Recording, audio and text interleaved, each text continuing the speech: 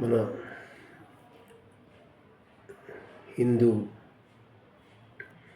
Devotees ఎవరైతే సనాతన ధర్మము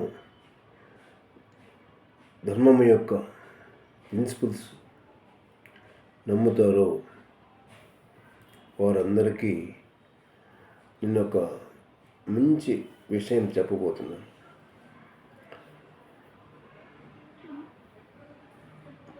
హిందువులు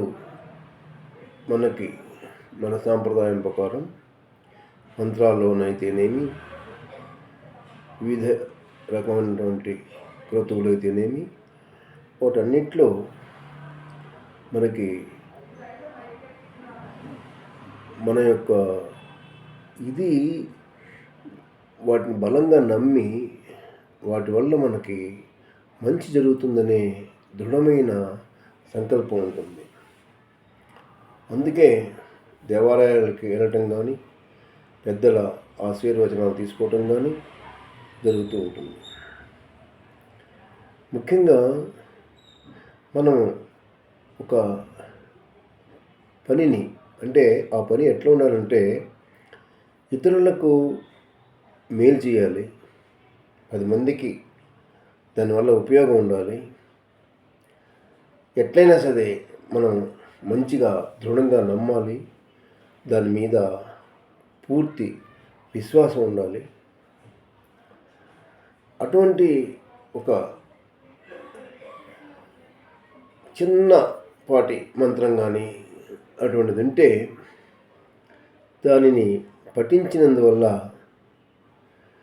మనకు ఏదైతే మనం మంచి పని కోసం సర్వుల ఉపయోగకరం కోసం మనం పనిచేస్తాము, దాన్ని సత్సంకల్పంతో మంచి సాధనతో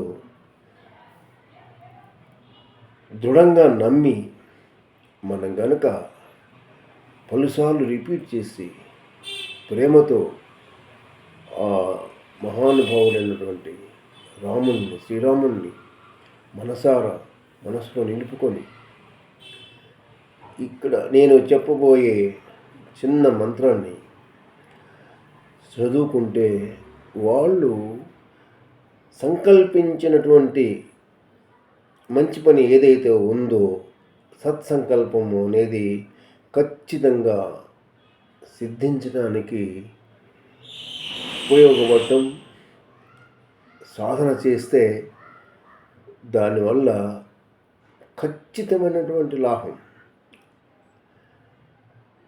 మనకి ఎలాంటి మీమాంస అవసరం లేదు. మనం చేసే పని మంచిదై ఉండాలి, సర్వులకు ఉపయోగించి ఉండాలి, ధర్మంగా ఉండాలి, న్యాయంగా ఉండాలి. అటువంటి పనికి మనం కంకణం కట్టుకొని ప్రయత్నం చేస్తుంటే ఆ పని సాధించడానికి మన శక్తితో పాటు భగవత్ శక్తి దీంట్లో మనం చెప్పబోయే చిన్న శ్లోకంలో ఉంటుంది. ఆ శ్లోకాన్ని పదే రిపీట్ చేస్తూ మనం తలుచుకున్న పని చేసినట్టయితే ఆ పని జయమై మనకి ఖచ్చితంగా సిద్ధించి దాని యొక్క ఫలితాన్ని మనం పొందగలము అని చెప్పటంలో ఎలాంటి సందేహము లేదు. ఇది ముమ్మాటికి సత్యము. కనుక మన హిందూ బంధువులు, హిందూ భక్తులు వీళ్ళందరికీ ఏం చెప్తున్నానంటే, ఒక మంచి పని చేయబోయే ముందు అది మనకి సిద్ధించాలంటే, జయమవ్వాలంటే మనకి ఈ చిన్నపాటి శ్లోకాలని చదువుకున్నట్టయితే ఎంతో సహాయపడుతుంది. ఖచ్చితంగా దానివల్ల ఫలితం ఉంటుందని నమ్మకంతో అనుభవించి చెప్తున్నాను.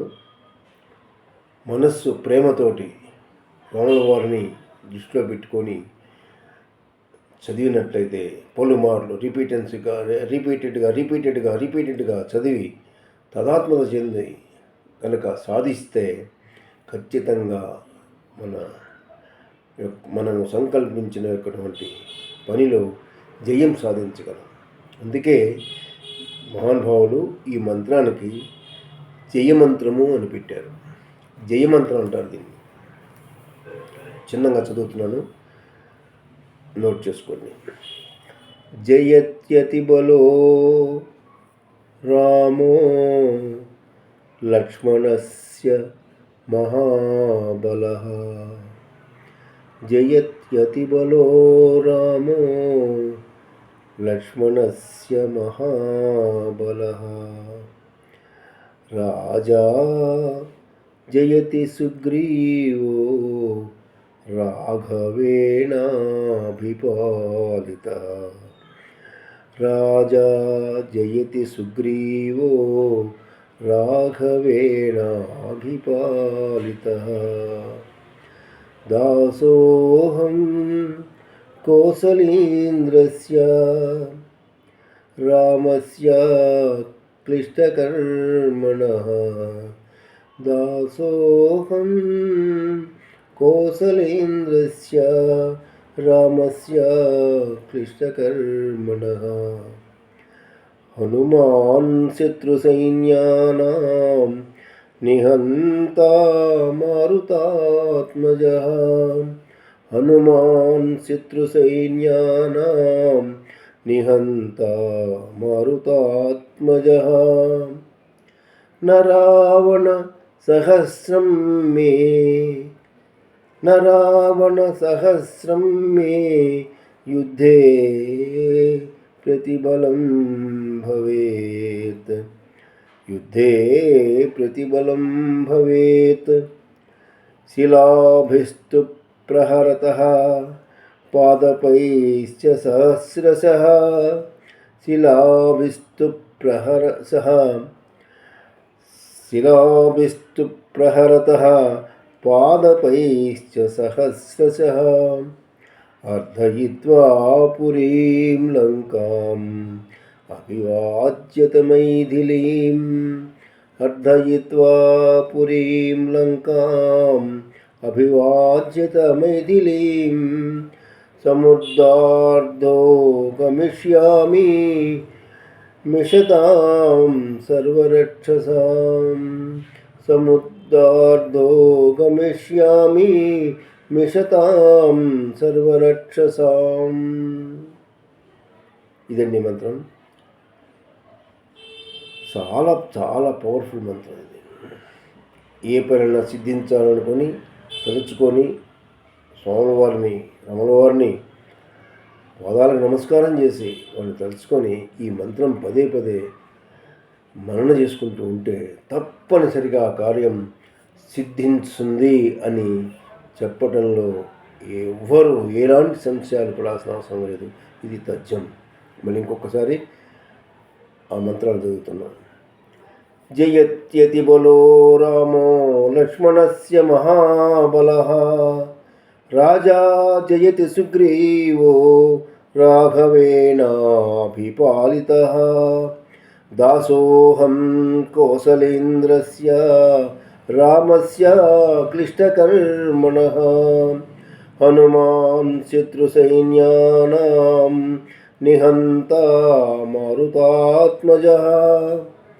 న రావణ సహస్రం మే యుద్ధే ప్రతిబలం భవేత్.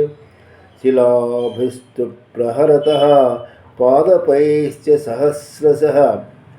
అర్ధయిత్వా పురీం లంకాం అభివాజ్యత మైథిలీం.